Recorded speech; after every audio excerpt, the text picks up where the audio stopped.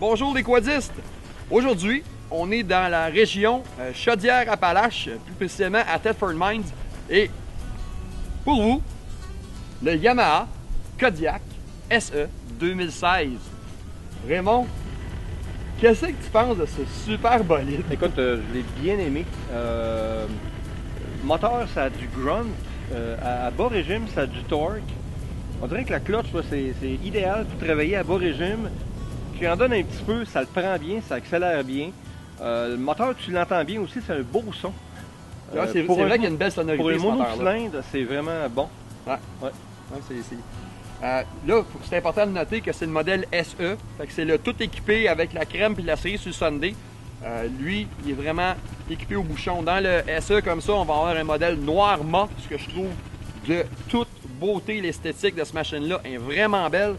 C'est un fini noir mat satiné.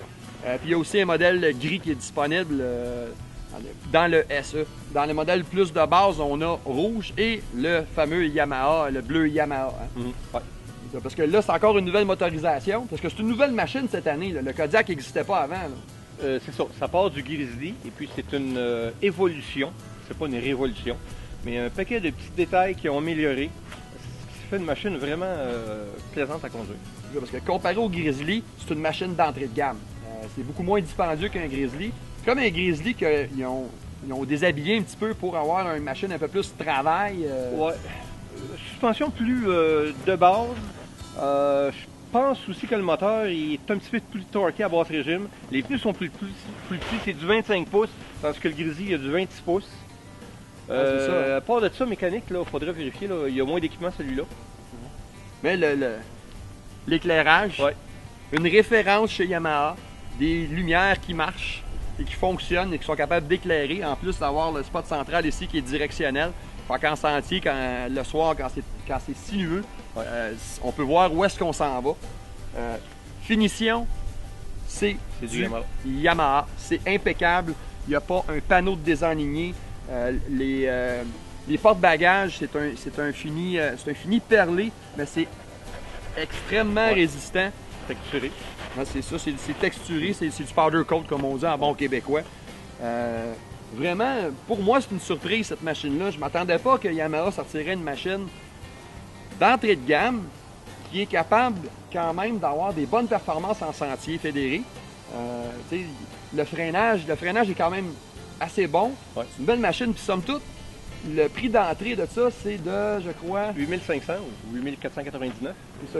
C'est 8500 $ de base. Par contre, il manque une couple de petites choses. C'est le seul, le SE, c'est le seul qui a vraiment ce qu'on appelle le diff lock, du vrai 4 pattes barré. Les autres, c'est optionnel. Le modèle de base de 8005, on n'aura pas de DPS, tandis que celui-là, puis le modèle un petit peu plus haut, va avoir le DPS, mais n'aura pas les différentiels barrés qui sont pas mal un incontournable chez Quelqu'un Yamaha. qui travaille fort, ça prend ça. C'est ça. Si on veut faire du travail solide avec, ça prend ça. Franchement, on a fait un peu d'hors-piste avec, là, vous verrez dans la vidéo. Ça montrait un mur. Hein? Ouais. Puis, Yamaha, merci. Vous avez mis des vrais pneus après ça. Les Très Maxxis. maniable aussi. Ouais, Faut préciser, là. Quand tu tournes, ça tourne Saint-Dicenne, c'est vraiment très maniable. Ça a toujours été Ouais. une des caractéristiques de Yamaha. Ouais. Hein.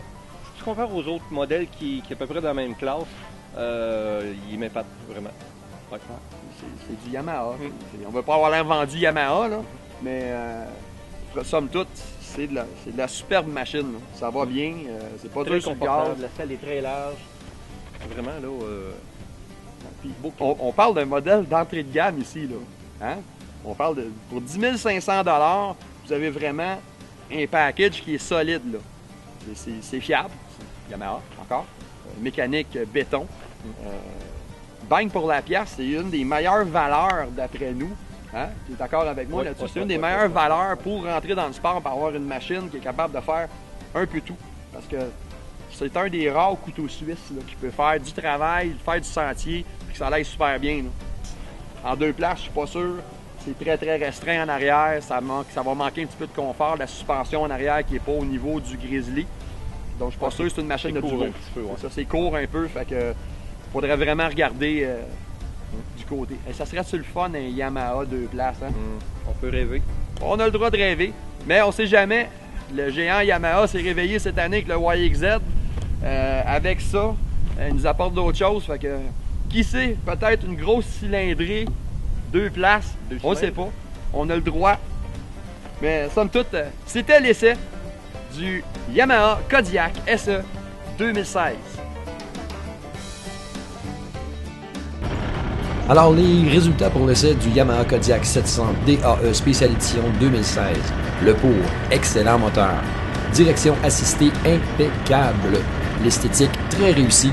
Le 4x4 verrouillable modèle SE et DAE en option. L'excellent éclairage, l'excellente transmission et CVT. Et le prix de base pour le modèle de base et le modèle DAE. Le contre, le porte-bagages, le look. Le prix du SE est un petit peu trop près du Grizzly pour se passer d'un Grizzly de base et pote de 4x4 verrouillable sur le modèle de base et optionnel sur le DAE. Alors le prix maintenant, les PDSF suggérés sont à partir de 6 499 et se terminent à 10 499 pour le modèle DAE SE. La note finale de Quadist.net, 4.5 sur 5, un excellent rapport qualité-prix et c'est un produit recommandé Quadist.net.